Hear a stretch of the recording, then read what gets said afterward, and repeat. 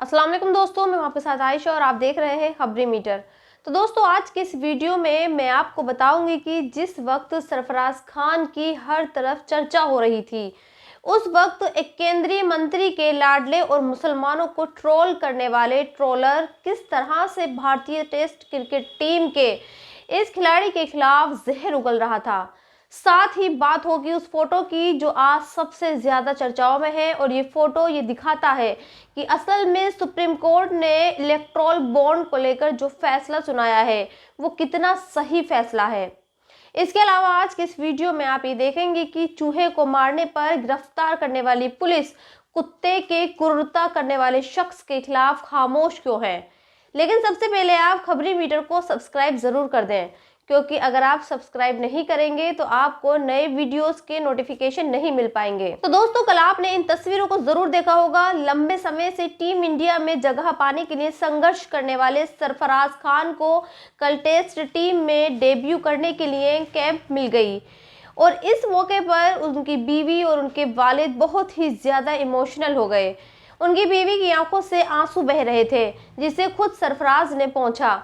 इसके बाद जब सरफराज खान ने पहला रन लिया, तब भी स्टेडियम में बैठी उनकी बीवी और पिता काफ़ी खुश नजर आए। इसके बाद जब सरफराज की हाफ सेंचुरी पूरी हुई, तब भी सरफराज के चाहने वालों में खुशी का ठिकाना नहीं था, और होना भी चाहिए। पहले ही मैच में इतना शानदार पारी कम ही खिलाड़ी खेलते हैं। खैर, आज आपको सरफराज के बारे में दो बातें बताना चाहती हूँ। पहली बात तो ये वो तस्वीरें मैं दिखाऊंगी और जिसके बारे में खुद सरफराज के वालिद साहब ने बताया, और दूसरी बात वो जो बीजेपी की आईटी सेल वाले सरफराज के बारे में कह रहे हैं। तो चलिए पहली बात से शुरू करते हैं। कल सरफराज खान की बीवी रोमाना खान ये साबित कर दिया कि आपकी असली पहचान तभी होती है जब आप अपने मजहब की इज्जत करते हो, उसकी तारीफ करते हो, उसके तरीकों पर चलते हो। आज लोग सरफराज की बीवी के बारे में ये कह रहे हैं कि टीम इंडिया का हिस्सा बनने के बाद भी सरफराज के घर में इस्लाम के तौर तरीकों को न सिर्फ समझा जाता है बल्कि उन पर अमल भी किया जाता है।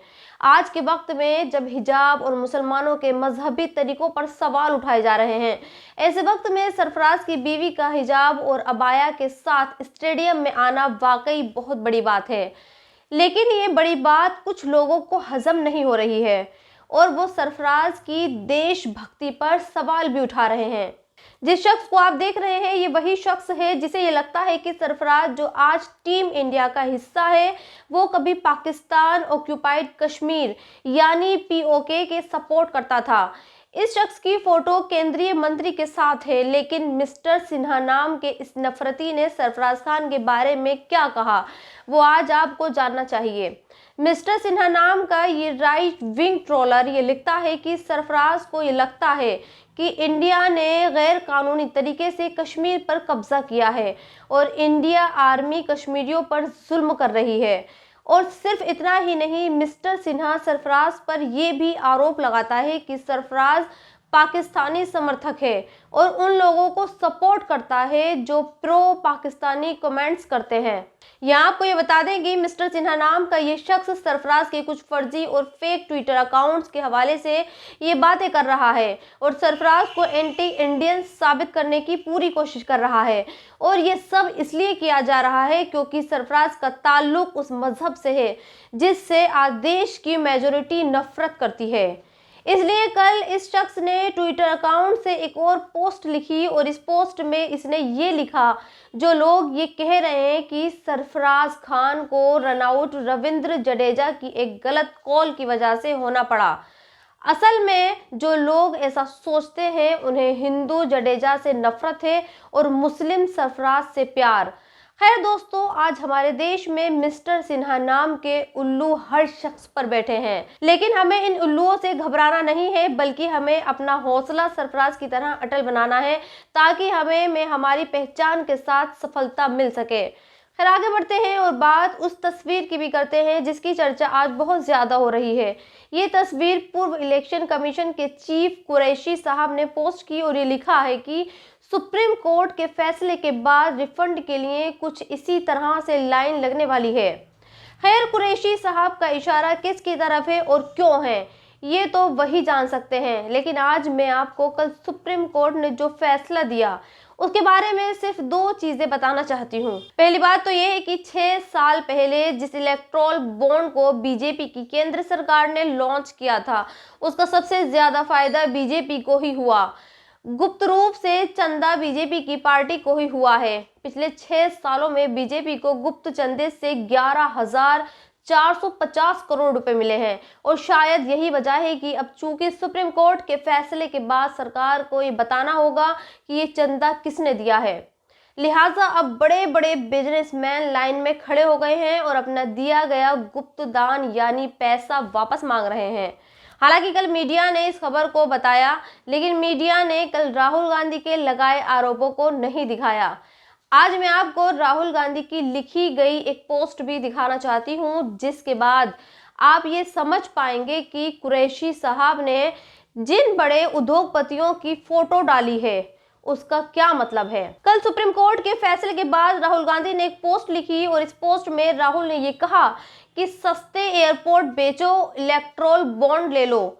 सस्ते में माइंस बेचो और बदले में इलेक्टोरल बॉन्ड ले लो। सस्ते में जमीन बेचो और बदले में इलेक्टोरल बॉन्ड ले लो। राहुल गांधी साफ साफ ये इल्जाम लगा रहे हैं कि इलेक्टोरल बॉन्ड को बीजेपी की केंद्र सरकार ने इसी मकसद से लॉन्च किया था ताकि वो अपनी पार्टी को गुप्त रूप से चंदा भी ले लें और किसी को पता भी न चले कि चंदा देने वाला कौन है। खैर, अब बात उस खबर की करते हैं जिसको लेकर बीजेपी सबसे ज्यादा हंगामा मचा रही है और ये कह रही है कि बंगाल के संदेश खाली में जो कुछ भी हो रहा है उसे ममता बनर्जी दबा रही है, छुपा रही है। तो पहले आपके लिए ये जानना जरूरी है कि असल में ये संदेश खाली क्या है, यहाँ ऐसा क्या हुआ है जिस पर बीजेपी आग बबूला है। तो जिन लोगों का ताल्लुक बंगाल से है वो ये जानते होंगे कि संदेश खाली बंगाल में एक गाँव का नाम है। इस गाँव की कुछ महिलाओं ने ये आरोप लगाया है कि उन्हें कुछ मुस्लिम नेता सिर्फ इसलिए उठाकर ले जाते हैं क्योंकि वो गरीब हैं और हिंदू हैं, और ये मुस्लिम नेता कोई और नहीं बल्कि शाहजहां शेख है जो कि टीएमसी का विधायक है। इसी संदेश खाली जगह की सांसद नुसरत जहां है, जिस पर ये आरोप लग रहे हैं कि जब संदेश खाली में हिंदू औरतों को जबरदस्ती उठाकर ले जाया जा रहा था तब नुसरत जहां दूर कहीं वैलेंटाइन डे मना रही थी। लेकिन बीजेपी के इन आरोपों पर अब खुद ममता बनर्जी ने ये बयान दिया है और ये कहा है कि जो महिलाएं इल्जाम लगा रही हैं असल में वो महिलाएं बीजेपी की कार्यकर्ता हैं और इनका ताल्लुक आरएसएस से है। यानी अब अगर आप टीवी पर संदेश खाली से जुड़ी खबरें देखेंगे तो ये ध्यान में रखिएगा कि जो आपको दिखाया और बताया जा रहा है वो फेक हो सकता है और वो एक खास पार्टी की ममता बनर्जी के साथ खुन्नस भी हो सकती है। खैर, आगे बढ़ते हैं और अब आपको किसानों की बात बताते हैं।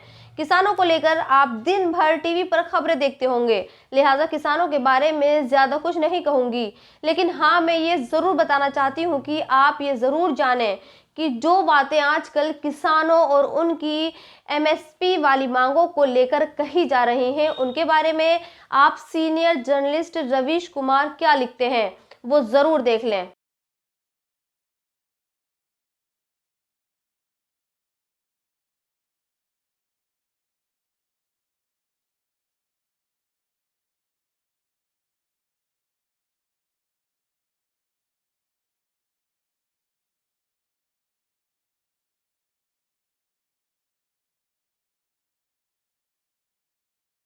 और इस वीडियो के आखिर में आपको वो खबर दिखाती हूँ जिससे आप ये समझ पाएंगे कि हमारे देश में पुलिस का रवैया या उसका एक्शन कैसे धर्म देखकर सामने आता है। आपको याद होगा कि कुछ दिनों पहले एक वीडियो वायरल हुआ था जिसमें एक दाढ़ी वाले शख्स को पुलिस ने इसलिए गिरफ्तार किया था क्योंकि उसने एक चूहे पर अपनी बाइक चढ़ा दी थी।